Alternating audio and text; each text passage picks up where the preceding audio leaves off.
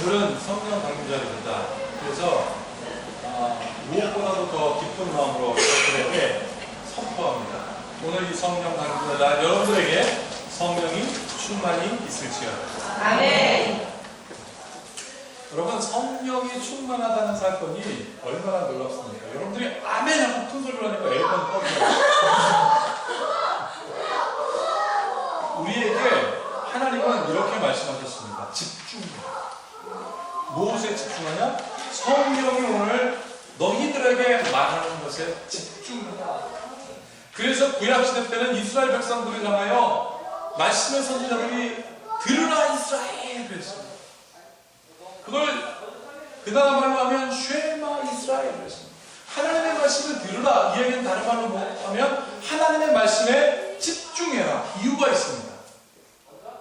그 하나님의 말씀에 무엇이 있기 때문에? 거기에 구원이 있기 때문에. 그리고 신약시대에 와서 오늘 베드로가 설교합니다. 너희들은 주의 말씀을 들을지어다 그랬습니다. 그리고 그 말씀에 귀가 쫑긋해서 들은 사람의 5,000명이 넘는 사람들이 하나님의 말씀을 듣고 구원에 이르게 되었습니다. 사랑하는 여러분들, 오늘 여러분들이 귀를 기울이고 성령께서 오늘 이 시간 여러분들에게 말씀하시는 그 음성에 귀 기울일지어다. 네. 여러분 그 사실 아세요? 제가 최근에 인터넷 최근입니다. 엊그제 일이죠. 지금 지구로 소행성이 온다고 합니다. 소행성이 자그마치 145만 킬로미터의 속도로 온대요. 개념이 안 오시죠? 100km만 해도 얼마나 빠릅니까? 근데 145만 킬로의 속도로 지금 지구를 향하여 팍 온답니다. 지구를 향하여. 크기가 얼마나 크냐면 축구장 2배 정도. 그러니까 지름이 한 450m 정도 되는 큰 소행성이 지구로 막 달려온답니다. 지구로 온다니까요, 지금. 별로 놀라시지 않으세요? 지구로 오고 있답니다. 지금 미국 나사 우주 그 연구소에서 지금 그걸 찍었는데 소행성이 막 오고 있다는 거예요. 그게 지구하고 팍 어택하면 어떤 일이 벌어지냐면 지금 오고 있는데요. 부딪히는 순간 서울 정도 되는 큰 도시가 순간적으로 확 없어져 버립니다. 그렇게 놀라운 파워를 갖고 있는 소행성이 지구를 쫙 오고 있는데 그걸 찍고 있는 여러분들이나 또 지금 지구상에 있는 모든 사람들 별 관심이 없어요. 왜 그랬을까요? 왜 관심이 없고 별로 두려워하지 않을까요? 이유가 있습니다. 그것은 지금까지 그렇게 큰 소행성이 지구를 향하여 자그마치 1,500개 이상 왔대요. 1,500개 이상의 엄청난 소행성이 지구를 향하여 달려왔는데 단 하나도 부딪히지 않고 다 비껴나갑니다. 왜 그런 줄 아십니까? 거기에 하나님의 놀라운 디자인이 있어요. 지구랑 똑같이 생기지 않은 그 어떤 것도 지구에 부딪히지 않도록 하나님께서 디자인하셨는데 그것을 우리는 뭐라고 하냐면 여러분 인력 아시죠? 인력, 끌어당기는 힘. 그런데 이렇게 밀어내는 힘, 그 어떤 것도 지구에 부딪히지 않도록 하는 밀어내는 힘을 청력이라고 합니다. 밀어내는 힘. 이 밀어내는 힘, 여러분 자석 아시죠? 자석이 멀리 있으면 힘이 별로 없습니다. 그럼 가까이 갈수록 어떻게 됩니까? 끌어당기는 힘이 딱 붙습니다. 반대로 플러스와 플러스에 놓으면 어떻게 합니까? 멀리 있을 때는 그냥 괜찮습니다. 그러나 가까이 가면 가까이 갈수록 밀어내는 힘이 더 세지는 거예요. 엄청나게 큰 소행성이 지구에 와서 그것이 부딪혀서 서울만한 큰 대도시가 한 방에 다 날아져 없어질 수 있는 이 상황에 지구랑 가까우면 가까울수록 밀어내는 힘이 더 세지는 거예요. 그러니까 1,500개나 됐던 모든 것들도 다 삐껴나갑니다. 여러분 여기서 질문.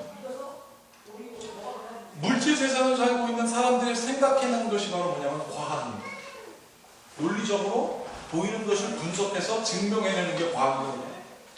과학이 풀어서 아무리 풀어도 풀 수 없는 답이 딱 하나 있습니다. 여러분, 과학자들이 지구의 생성에 대하여 고민에 빠졌습니다. 어떻게 별이 생길까? 고민에 빠지다가 어떻게 됐습니까? 블랙홀이라는 걸 찾아냈습니다. 블랙홀이라는 것은 이런저런 여러 가지 조각들이 별들이 확 흡수되었다가 다시 퐁 터지면 퐁 터졌다가 갑자기 싹 모이면 별이 된다고 했습니다. 자, 그렇게 해서 별 된다 치자 이거예요. 근데 과학자들이 풀지 못하는 답은 뭐냐면, 그러면 그렇게 모여지는 힘은 어디서 생겼습니까? 블랙홀들이 빨아들이는 힘은 어디에서 생겼으며, 지구가 생겼는데 지구 안에 그 중심으로 일어나는 그 인력과 땡기는 힘과 밀어내는 힘은 도대체 어떻게 생겼을까라고 아무리 풀고 고민하고 연구해도 답을 찾을 수가 없습니다. 그래서 과학자들이 한 이야기가 뭐냐면 이겁니다. 결국은 무엇에 의한 힘의 발생입니다. 어떤 것에 의한 힘의 발생. 예를 들자면 이거예요.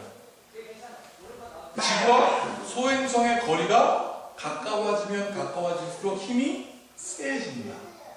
거리에 의해서 무엇에 의해서 힘이 세어진다라고 이 사람들이 막연하게 답을 내렸는데 여러분 명쾌하지 않습니다. 거리가 멀어지면 힘이 약해지고 거리가 가까워지면 힘이 생기면 그러면 거리라는 게 힘을 만드는 거예요. 여러분 우리가 흔히들 진공상태라는 얘기를 하잖아요. 진공상태. 진공상태가 뭡니까? 아무것도 없는 상태가 진공상태예요. 여러분 진공상태에 들어가서 공간에 딱 갇혀있는 진공상태에서 말하면 들릴까요? 안 들립니다. 이렇게 밀착해갖고 요 귀 바로 옆에다가 이 귓볼 바로 옆에다가 아무리 큰 소리를 들어도 전혀 들리지 않습니다. 왜 그런 줄 아세요? 전달이 안 되는 거예요. 진공 아무것도 없어요. 전달이 안 되는 거죠. 여러분 우리 안에 지금 여러분들에게 제가 말씀을 선포할 때 이게 들리는 그 근거가 뭐냐면 이 안에 공기가 있기 때문입니다. 이 공기를 타고 이 바람을 타고 여러분들의 귀에 들어가서 그 음성이 들리는 거예요. 여러분 그래서 성경은 이렇게 얘기합니다. 우리 주님께서 제자들 향하여 어떻게 했습니까? 24시사 너희에게 성령이 있으라 성령 받으라 하였습니다. 여러분 마치 우리가 알게 모르게 공기 가운데 우리가 숨을 쉴 수 있는 것처럼 우리 예수님께서 성령께서는 여러분들과 어떻게 하십니까? 이렇게 여러분들과 함께 하십니다. 우리가 느끼지 못하는 가운데 하나님의 음성을 듣도록 성령이 오늘 나와 여러분들 사이에 예수님 안에서 그 음성을 듣도록 성령은 여러분과 함께 하십니다. 그래서 성령을 헬라어로 푸뉴마라고 하는데요. 이 푸뉴마가 무슨 뜻이냐면 바람이라는 뜻이에요. 성령이 바람처럼 역사하십니다. 그래서 세상은 과학자들은 답을 못 찾습니다. 힘이 어디서부터 나올까? 어떻게 힘이 생겼을까라고 궁금해서 답을 못 찾지만 성경은 우리에게 분명하게 답을 이야기해 줍니다. 창세기 1장 1절 태초에 하나님이 천지를 창조하십니다. 모든 힘의 답을 우리는 알고 있어요. 여러분 그래서 우리의 믿음의 근거에는 뭐가 있습니까? 믿음의 근거에는 세상 사람들 이해하지 못하는 근거가 있습니다. 그게 뭐예요? 하나님이 있는 거예요. 믿음 있는 사람을 다른 말로 하면 뭐라고 하는 줄 아십니까? 믿음을 피스토스라고 하는데 이 믿음, 확신 있는 사람 이것을 다른 말로 하면 답을 아는 사람입니다. 사랑하는 여러분들은 하나님이라는 답을 알고 계신 여러분들이요 하나님으로부터의 놀라운 은혜를 경험하였죠. 네. 우리 옆 사람에게 답을 알고 사십시오. 시작. 답을 알고 사십시오. 답을 알고 살아야 돼요. 답 몰고 살면 재원아 자신이 없어져. 두려워져. 여러분 해답이 없기 때문에 세상이 뭐라고 얘기하냐면 허무하고 공허하여 결국은 다 먼지로 돌아간다고 했습니다. 오늘 시편 교동문에서 뭐라고 했습니까? 먼지로 돌아가는 것들은 사람이 아니고 짐승이라고 했습니다. 사람은 먼지로 돌아가지 않습니다. 왜? 하나님의 창조물이에요. 내가 이 답을 알아야 돼요. 여러분 보세요. 오늘 요한복음 20장 19절 한번 보세요. 요한복음 20장 19절 한번 펴보십시오. 자, 요한복음 20장 19절, 20절, 21절, 22절까지 있는 말씀을 제가 읽어드릴게요. 보세요. 19절입니다. 이날 곧 안식 후 첫날 저녁 때에 제자들이 유대인들을 두려워하여 모인 곳에 문들을 닫았더니 예수께서 오사 가운데 서서 이르시되 너희에게 평강이 있을지어다. 자, 그 다음에 이 말씀을 하시고 손과 옆구리를 보이시니 제자들이 주를 보고 기뻐하더라. 자, 21절 여러분들이 한번 읽어볼까요? 시작. 예수께서 또 이르시되 너희에게 평강이 있을지어다. 아버지께서 나를 보내신 것 같이 나도 너희를 보내노라.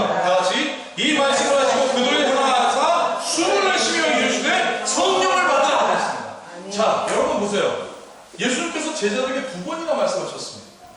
너희에게 평강이 있을지어다. 권유하지 않으셨어요. 사랑하는 안티사야, 평강 있을래? 평강 있는 게 좋을 것 같은데? 라고 하지 않으셨어요. 어떻게 해요? 평강이 있을지어다. 그때는 어떤 때냐면 이 제자들이 허무와 공허함 속에 두려워하고 있어요. 허무와 공허라는 게 무엇입니까? 답이 없어졌어요. 예수님이 없어진 겁니다. 그러니까 이 사람들이 두려워하고 있습니다. 여러분, 그래서 오늘 성경에 뭐라고 그랬습니까? 이 제자들이 한 곳에 모여서 문들을 닫았다고 그랬습니다. 무서우니까. 무엇 때문에?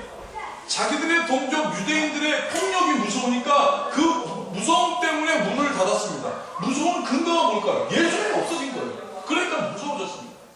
여러분, 놀이공원에 가면 지금도 있는지 모르겠는데, 최근에 못 본 것 같아요. 지금도 있는지 모르겠는데, 공포의 집, 유령의 집, 귀신의 집이라고 하는 정말 쓸데없는 놀이기구. 지금 여러분 보셨습니까? 제 기억에, 지금은 아니지만 제 기억에 대학교 때까지만 해도 귀신의 집 가면 누가 옆에 있는데도 무서워요. 그죠? 같이 들어가는데 같이 있으면서 막 무서워서 죽을 것 같아요. 막 그냥. 왜 무서울 거예요? 여러 가지 이유가 있습니다. 첫 번째, 분위기가 막 이상한 요상스럽다. 그것 때문에 정신이 다 팔려가지고 내 옆에 사랑하는 박 집사님이 있는데도 무서워. 여기는 안 가봤죠? 무서워. 누가 있는데도 무서워요. 그 소리 때문에 무서워. 다 팔렸어. 2번째, 디스플레이. 닭 잡아놓은 거 걸어놓고요.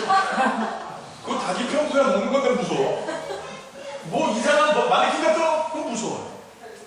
여러분, 사실 그런데 아무리 이상한 소리 들려도, 아무리 이상한 디스플레이가 앞에 있어도 화나면 안 무서워. 거기 있는 결정적인 무서움이 뭔지 아십니까? 잘 안 보이는 거예요. 숨분해하고 뭔가 잘 안 보입니다.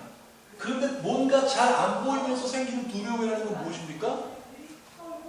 앞으로 내 앞에 뭐가 나타날지 모르는 거예요. 거기서 아르바이트 하는 애들 있죠? 하나도 안 무섭습니다. 저희들 다 알아.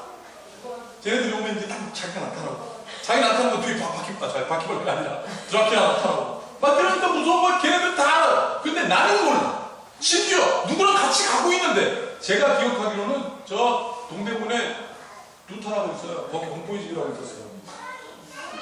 거기에 나랑 청년들이 4명이 들어갔어요. 4명. 솔직히 난 전도사니까 안 무서운 척. 애들 무서워서 다 전도사에 난리가 났어요. 여러분, 누구랑 같이 가는데도 무섭습니다. 왜? 앞에 어떤 일이 벌어질지 모르니까 무섭습니다. 제자들이 지금 왜 무서운지 아십니까? 앞으로 자신들의 일생, 미래가 어떻게 될지 모르니까 두려운 거예요. 왜? 예수님이 없으니까. 예수님이 있었을 때 지들이 뭐라고 했습니까? 예수님이 이 다음에 장차에 오시면 나는 그 우편에, 나는 그 좌편에 막 미래가 막 보이고요. 막 예수님 손 들면 5,000명이 다 먹고 막 문을 촥촥촥 걸어다니시고 그러니까 앞으로 예수님 때문에 미래가 보이는 거예요. 예수님 때문에. 그런데 지금 예수님이 없어지니까 그들의 미래가 없어져서 두렵습니다.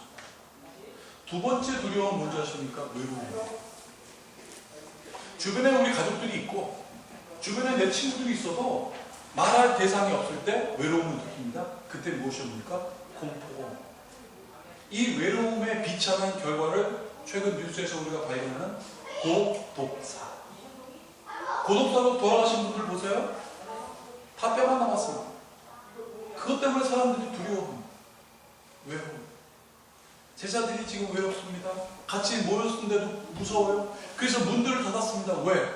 앞으로 일어날 수 있는 미래를 볼 수 없으니까 무서워요. 함께 있음에도 불구하고 혼자 있는 것 같으니까 무서워. 그래서 이들이 뭐라고 얘기합니까? 나 지금 아무 생각도 안 나. 나 지금 아무 생각도 할 수 없어 라고 얘기해요. 사랑하는 여러분, 제자들은 지금 어디에 빠져 있습니까? 영적인 진공 상태에 빠져 있어요. 아무것도 없는 거예요. 사랑하는 여러분, 아무것도 없는 바로 그때 예수님께서 그들에게 오셨습니다.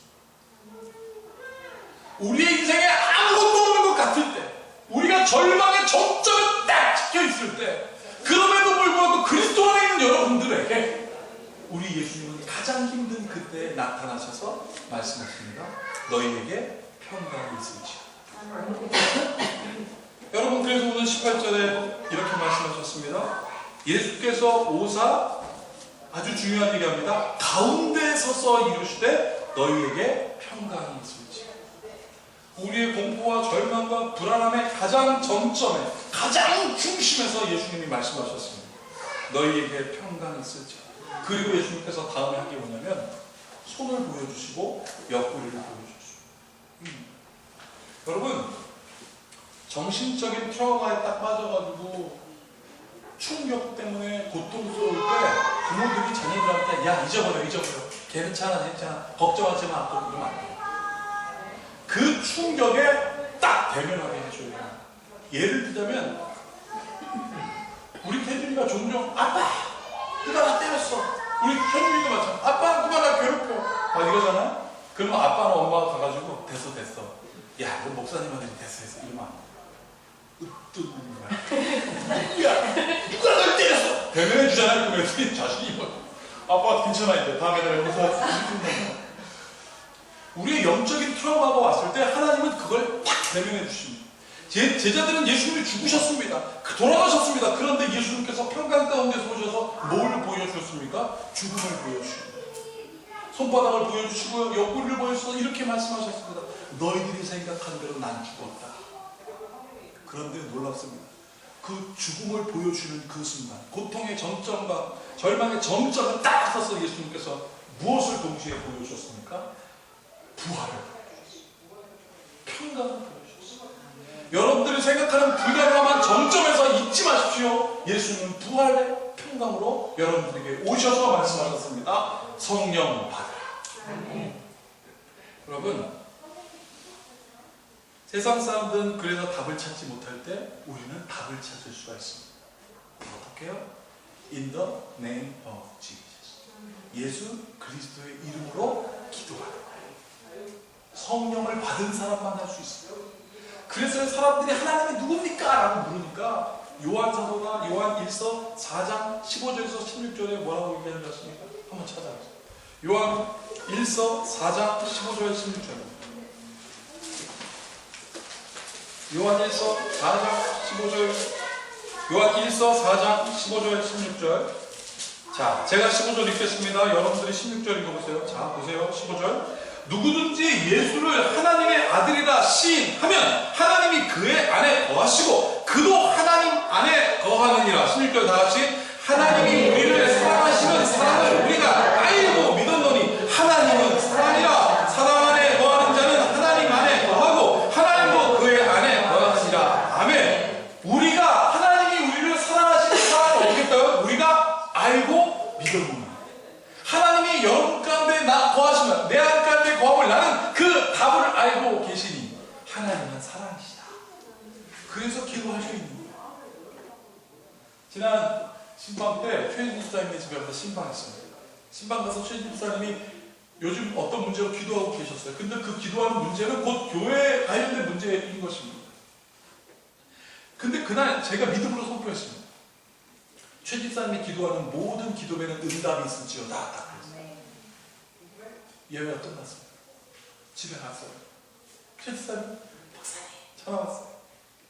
가기로 계약됐어요. 여러분, 나는 믿습니다. 저 딸의 믿음 있는 기도가, 그리고 믿음 있는 선포로 성령께서 그 가운데 교통하셨습니다. 아멘. 이것이 우리가 증거라고 합니다. 여러분, 그래서 이 증거 때문에 19절, 오늘 요한복음 20장 19절에 예수님께서 이렇게 말씀, 이 증거 때문에 예수께서 또 이르시되 너희에게 평강이 있을지어다 라고 말씀하시면서 잘 보세요. 아버지께서 나를 보내신 것 같이 나도 누구를 보내느라? 너희를 보내느라. 아버지께서 나를 보내셔서 무엇의 증거가 되게 하셨습니까? 아버지께서 나를 보내신 것처럼, 처럼이 무엇입니까? 아버지께서 나를 보내셔서 사망 권세를 이기고 부활을 보여주신 것처럼 나도 너희를 보내노라. 그 뜻이 무슨 뜻입니까? 나도 너희를 보내노니 너희도 증인이 될지어다 이거예요. 그러니까 성령 받아라. 제자들이 그걸 기대하고 아멘 한 순간 이들에게 놀라운 능력이 나타나죠. 여러분, 오늘 요엘서를 한번 찾아보세요. 요엘서 2장 28절 29절. 요엘서 호세아 다음에 있습니다. 요에서 2장을 보십시오. 요에서 2장 28절입니다. 요에서 2장 28절에 보시면 이렇게 되어 있습니다. 28절, 29절 다 함께 같이 읽어보겠습니다. 28절 시작. 그 후에 내가 내 영을 남에게 부어주리니 너희 자녀들이 장래일을 말할 것이며 너희 늙은이는 꿈을 꾸며 너희 젊은이는 이상을 볼 것이며 그때에 내가 또 내 영을 남종과 여종에게 부어줄 것이며 이렇게 되어 있습니다. 자, 28절에 그 후에로 시작하고요, 29절에 그때에 라고 되어 있습니다. 여러분 28절 이상에 26, 27 이렇게 뭐라고 되어 있냐면 너 26절에서 너희는 먹되 풍족히 먹고 너희는 놀라운 일을 너희에게 놀라운 일을 행하신 너희 하나님 여호와의 이름을 찬송할 것이다. 내 하나님이 영원히 수치를 당하지 아니하리로다. 그런즉 내가 이스라엘 가운데 있어 너희 하나님 여호와가 되고 다른 이가 없는 줄을 너희가 알 것이다. 내 백성이 영원히 수치를 당하지 아니하리로다라는 선포가 있은 다음에 그 후에, 이게 다른 말로 얘기하면 너희들에게 성령이 충만한 후에, 영원히 수치를 당하지 않은 놀라운 일이 있은 후에 어떤 일이 일어났습니까? 자녀들이 예언을 합니다. 여러분, 자녀들이 예언한다는 뜻이 무엇입니까? 자녀들이 미래에 대하여 두려워하지 않는 거예요. 나는 기대가 됩니다. 우리 저기 있는 우리 어린이들 오늘 준이 딱 나타났잖아요. 얼마나 기분 좋아. 이 숙명 가는 줄 알아. 여기서 공돌이 한국 난리가 나지만 난 그 아이들 보고 생각해요. 저 아이들의 미래에 축복이 있어요. 여러분, 그 아이들 생각해. 우리 어머니 아버지가 여러분들이 성령이 충만하면 엄마 아빠는 나를 뭘 봅니까? 성령이 충만한, 미래에 충만한 아들을 보는 거 아니겠어요? 우리 부모가 성령이 충만해야 될 이유가 뭐냐면 더 이상 자녀를 미래에 근심걱정으로 안 봐요. 넌 그때 이 다음에 커서 뭐가 될래가 아니라 넌 이 다음에 커서 뭔가 될 거야. 성령 충만한 여러분의 입장에서 나. 그래서 이 아이들의 미래가 투명해집니다. 그래서 오늘 성경 얘기합니다. 자녀들이 예언할 것이요. 다른 말로 얘기하면 자녀들이 미래를 두려워하지 않을 것이요. 그 다음에 너희 자녀들이 장래에 이를 것이며, 그 다음에 너희 늙은이들은 꿈을 꾸며 되는데요. 늙은이라는 말에 좀 너무 상처받지 마십시오. 괜찮아요. 이 늙은이라는 말은 old man, old people이라고 되어 있는데 이게 무슨 뜻이냐면 나이 든 사람, 한마디로 얘기하면 어른이에요. 어른들은 꿈을 꿀 것이요. 여기 있는 어른들이 꿈을 꾼다는 얘기가 무슨 뜻이냐면, 소위 우리가 이렇게 얘기합니다. 나이가 들어갈수록 고집만 세지는데 도대체 뭘 할 수 있어? 30이 딱 되면, 나이 30이 되면 입지, 뜻을 굳게 세워서 자기 뜻대로 행동해. 부록되면 얼굴에 책임을 지기 시작합니다. 내 뜻대로 행동해. 그 다음에 50 들어가면 이제 인생의 후반전은 내 거야 라고 생각하고 60이 가까이 오면 이제는 내 뜻대로 이제 천국에 갈래. 여러분, 나이가 가면 갈수록 고집이 세진다는 거예요. 그래서 사람들이 얘기하면 고집이 세지니까 말이 많아진 거예요. 여러분, 오늘 성경은 그렇지 않습니다. 나이가 들어면 갈수록 우리의 고집이 세지는 것이 아니라 나이가 많이 들었지만 성령에 충만한 사람들은 꿈을 꾼다라고 했습니다. 꿈을 꾼다는 얘기가 뭐예요? 생각이 유연해집니다. 그래서 내가 비록 나이 들었지만 성령께서 나와 함께 하시니 나의 미래를 하나님께서 사용하실 것이다. 지금도 우리 아이들은 저한테 물어요. 아빠 이 다음에 꿈은 뭐가 될 거야? 난 감사해요. 이제 요즘은. 그래? 난 이게 목사가 됐지만 그래, 꿈을 꿔야지. 자녀들이 예언하는 거예요. 진짜 아빠 이 다음에 뭐 할 거야? 난 더 하나님의 은혜를 나누는 거죠. 여러분, 자녀들은 환상을, 젊은이들은 환상을 본다고 했습니다. 이 환상을 영어 성경에 보면 뭐라고 되냐? 비전이라고 써요. 젊은이들이 목적이 생깁니다. 젊은이들이 목적이 생깁니다. 여러분, 제가 어렸을 때만 하더라도 어른들이 아이들한테 물으면 아이들이 너희 다음에 뭐 할래? 그러면 장군이요. 너희 다음에 뭐 할래? 대통령이요. 저는 어렸을 때 6학년 때 누가 저한테 묻더라고요. 학교 선생님이. 너희 다음에 뭐 할래? 목사님이에요. 그때 아버님이 막 이렇게 이 담임 설교하시면서 막 그게 2000년간 목사님이에요. 근데 목사님 됐잖아요. 근데 요즘 아이들한테 너희 다음에 뭐 할래? 라고 그냥 대통령이라고 말하는 애들 없습니다. 물어보세요. 아주 구체적으로 되어 있습니다. 너희 다음에 뭐 할래? 프로게이머야. 너희 다음에 뭐 할래? 그랬더니 부동산 중개업이고 이러더라고요. 부동산 중개업보다 누가 잘 사는 거야 지금 자기는. 여러분, 그런데 심지어 성인들한테 묻습니다. 스모한테 너희 다음에 뭐 할래? 그러면 제가 대통령이라고 할까요? 나는 우리 친구가 큰 일을 가지기를 축복합니다. 네. 저 아들이 비행기를 타고 그냥 쭉 생각만 해도 좋지 않아요? 저는 이미 공짜로 타기로 약속 받았어요. 제가 이 얘기를 왜 하냐면, 여러분 지난주에 제레미가 왔잖아요. 제레미. 그 친구를 공항에서 픽업해서 오는데 날 보면서 한국말 막 하는 거예요.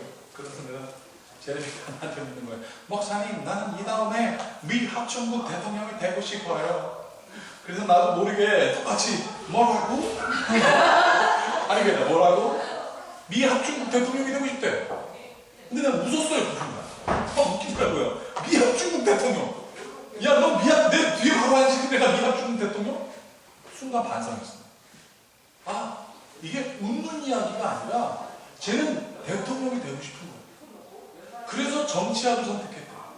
그래서 우리나라를 사랑하니까 우리나라에 대한 역사를 알아야 되겠더라고요. 고조선, 고구려, 신라, 백제 다 알아요. 박근혜 대통령 아빠가 박정희 대통령 걸 알아요. 5.16 구테타를 알아요. 다 알아요. 그래서 내가 놀랐습니다. 아, 하나님, 그 기도하게 됐어요. 정말. 하나님 제레미가 미국의 대통령 되게 해주십시오. 네. 제레미는 새누리당과 무슨 민주당 차이도 알아요. 승호가 새누리당 지지한다고 좋아해요. 여러분, 구체적으로 그렇게 살아갑니다. 근데 내가 물었어요. 넌 대통령 되면 우리나라를 위해서 뭐 할래? 그랬더니 큰빛교회 짓겠대. 근데 이미 짓는데 저보다 더 크게 짓대. 아멘. 하나님에게 많은 사람들이 올 수 있도록 하겠다. 그리고 미국에 있는 자기가 섬기고 있는 시온 루터 교회를 짓고 싶대요. 걔는요, 캐톨릭 집안에서 태어나네요. 그런데 성령이라는 겁니다. 성령 받으니까 선교사로 섬기게 된 거예요. 사랑하는 여러분, 우리 큰빛교회는 확실한 비전이 있습니다. 그게 뭐예요? 비전 3, 12, 1000. 학교와 교회와 병원을 세우고 이것을 위해 1000여명의 선교사를 파송하고 학교와 교회를 12곳에 세우는 일들. 어떤 일들은 여러분 혹시 그런 생각 있습니까? 그게 교회의 비전이지 그게 나의 비전이 아닌데 왜 자꾸 끼워 맞추려고 하십니까? 여러분, 제가 끼워 맞추는 것이 아니에요. 오늘 예수님께서 제자에게 오셔서 뭘 끼워 맞추셨습니까? 아닙니다. 선포하셨습니다. 너희에게 평강이 있을지어다 성령 받으라 그랬어요. 그것을 받는 여러분들에게도 우리가 갖고 있는 동일한 비전을 성취할 것을 믿습니다. 네. 그러니 우리가 어떻게 살아야 되겠습니까? 귀를 세우고 집중하여 하나님의 말씀대로 성령 받고 살아야 돼요. 여러분, 교회 개척이라는 말 있죠? 교회 개척이라는 말은 다른 말로 얘기하면 교회를 심는다라고 합니다. 그래서 영어에서 church plant라고 해요. plant가 무슨 뜻이냐면 씨를 뿌리고 경작하다는 뜻이에요. 교회가 능곡에 뿌려졌습니다. 그리고 행신동에 이제 세워집니다. 하나님 10년을 지켜주시고 지어졌습니다. 정말 말한 대로 되었습니다. 교회를 개척하는 것으로 그해 8월 달부터 일본어 가르쳤죠. 드럼, 기타 가르치고 교회에서 영어 가르치고 어떤 아이들은 필요하면 집에 가서 영어 가르쳤어요. 상담 치유해주요, 병원에 가서 명실병원 사역하고 이 모든 일들을 하나님께서 계속 지켜나가게 해줬습니다. 왜? 비전 때문에. 그러더니 제레미야 같은 청년을 연결시켜 우리 교단에서 파송한 게 아니에요. 그리고 그 교회와 지금 자매교회를 하기로 하였습니다. 그리고 그 교회에서 만든 고등학교를 큰빛교회하고 연결하도록 지금 거기 있는 목사님들이 만들어 나가고 있다는 거예요. 사랑하는 여러분, 젊은이들이 환상을 본다 했습니다. 이 비전은 성령을 받은 사람들에게만 허락되는 선물인 것입니다. 여러분, 그래서 오늘 사도행전 1장 1절 2절을 보면 누가가 편지를 씁니다. 누구에게 편지를 쓰냐면 데오빌로라는 사람에게 편지를 씁니다. 이 데오빌로라는 게 무슨 뜻이냐면 데오는 하나님, 빌로는 사랑, 하나님께 사랑받는 자라는 사람에게 편지를 하는데요. 누가 보면 이 사람에게 뭐라고 하냐면 데오빌로 각하에게 문안하니 그랬어요. 데오빌로라는 사람은 사실 이름이 바뀌었습니다. 로마에 갖고 있는 이름이 바뀌었습니다. 안티오쿠스 뭐 이런 것도 바뀐 거예요. 데오빌로로 바뀌었습니다. 왜? 각하라고 하고 보니까 최소한 장관급 이상 되는 놀라운 사람들이 재능도 갖고 있어요. 똑똑해요. 모든 걸 다 갖고 있는 사람들이 그것을 다 내려놓게 되었습니다. 그리고 무엇으로 채워졌습니까? 하나님의 사랑을 받는 자로 채워졌어요. 그러니까 그 사람의 지금 누가가 증거를 보여주기 시작했습니다. 그 증거가 오늘 사도행전 2장을 보면 사도행전 2장을 보니까 이렇게 되어 있습니다. 사도행전 2장 1절부터 4절. 자, 우리 모두 함께 같이 읽어보겠습니다. 2장 1절부터 4절 읽어보겠습니다. 시작. 오순절 날이 이미 이름에 그들이 다 같이 한 곳에 모였더니 호련히 하늘로 없어. 급하고 강한 바람 같은 소리가 있어 그들의 앉은 온 집에 가득하며 마치 불의 혀처럼 갈라지는 것들이 그들에게 보여 각 사람 위에 하나씩 임하더니 그들이 다 성령의 충만을 받고 성령이 말하게 하시면 따라 다른 언어로 말하기를 시작하니라. 여러분 여기서 보면 어떻게 됐습니까? 성령이 어떤 모양으로 왔다고요? 불의 혀처럼 왔다고 했어요. 왜 하필이면 불의 혀처럼 왔어요? The tongue of the fire 이렇게 됐어요. 왜 불의 혀 모습으로 왔을까? 이거 여러분 관심 가져요. 비둘기같이 올 수도 있고 번개처럼 올 수도 있는데 왜 불의 혀처럼 왔을까? 이것은 바로 무엇입니까? 입술에 권세를 주는 거예요. 성령 받은 사람에게는 입술에 권세가 있는 거예요. 그래서 베드로가 입술에 권세를 받고 말하니까 수천 명이 변화됐습니다. 성령의 은사를 받으니까 언어의 문이 열리면서 그리스도의 하나님의 놀라운 일을 말하여 이 사람들이 깜짝 놀랐다고 하였습니다. 성령 받은 사람에게는 입술에 권세가 생기는 거예요. 입술의 권세는 우리의 남편들이 변화되고 우리의 자녀들이 변화되고 우리의 아내들이 변화되고 나가서 주의 말씀을 증거하는데 능력 있기를 축복합니다. 아멘. 그래서 여러분 다시 한번 선포합니다. 성령 받으라. 아멘.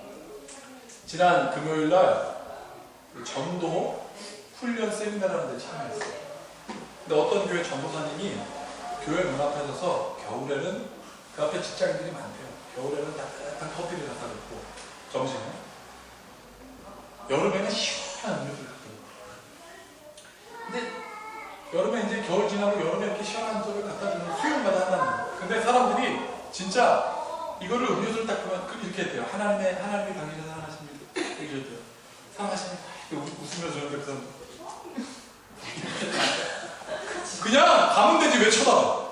그러니까 이 전도사님이 빈정상한 거예요. 근데 마음으로 그랬대요. 하나님 그래도 전도해야 되니까 내가 지속적으로 하겠습니다. 그래서 하나님은 당신을 사랑하십니다. 점심 식사하시죠? 덥지요? 차가운 음료 주십시오. 근데 사람들이 받더래요 이제는. 그런데 2달 동안 자그마치 2달 동안 한 두 자매가 죽어라! 받더래요. 아까 그거 있잖아요. 하나님이 당신을 사랑하신다 그러면 그냥 지나갔으면 좋겠는데 또 주면은 그 다음날에 하나님이 당신을 사랑한다. 이거를 60일 동안 한 거예요. 60일 동안. 2달 동안. 그런데요. 2달이 지난 어느 날 이 전도사님이 또 내가 하나님 당신을 사랑하십니다 라고 했대요. 그 두 자매가 딱 쓰더래요. 그래서 인상 딱 쓰면서 이 사람이 전도사님인지 목사님인지 뭐 알 필요가 없어요. 그 사람이 그러더라고요. 두 사람이. 아저씨가 이겼어요. 아저씨가 이겼어요. 그러더니 그 차를 받더라고요. 그 다음 수요일부터는 이 전도사님이 웃으면서 진짜 이제는 처음에는 불안과 떨림과 공포로 하나님이 지금 담대하고 하나님이 당신을 사랑합니다. 그러면 그 자매들이 그걸 받으면서 그러더니 웃으면서 아 오늘 아저씨가 이거 주시는 거 보니까 오늘 수요일 만나보네요. 네 감사합니다. 하나님이 당신을 사랑하십니다. 네 감사합니다. 여러분 성령 받은 여러분 쭈뼛거리지 마십시오. 하나님의 권세는 반드시 나타납니다. 그 권세는 성령 받은 사람을 통하여 일어나게 되어 있습니다. 그래서 여러분 요한복음 20장 22절에서 23절에 예수님께서 그래서 이렇게 말씀하셨습니다. 요한복음 20장 다시 한번 찾아보겠습니다.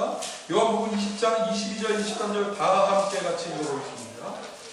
다 같이 요한복음 20장 22절에 23절 시작. 이 말씀을 하시고 그들을 향하사 숨을 내쉬며 이르시되 성령을 너희가 누구의 죄든지 사하면 사하여질 것이요 누구의 죄든지 그대로 두면 그대로 있으리라 하시니라. 아멘.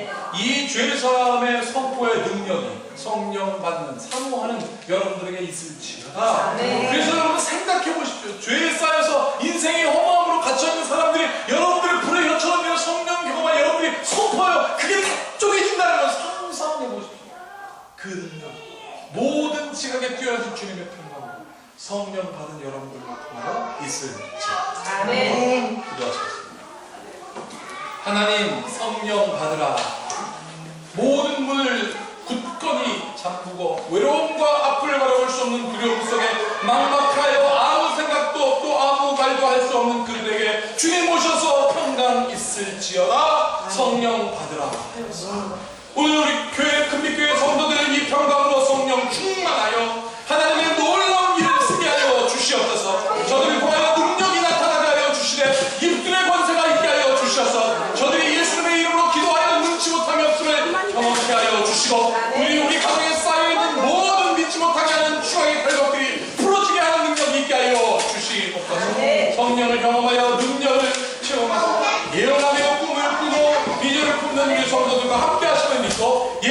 이름으로 축복하며 기도합나이다. 이제 말씀을 기억하시면서 찬송가 185장, 통일 찬송가 179장 함께 찬양하시면서 준비하시면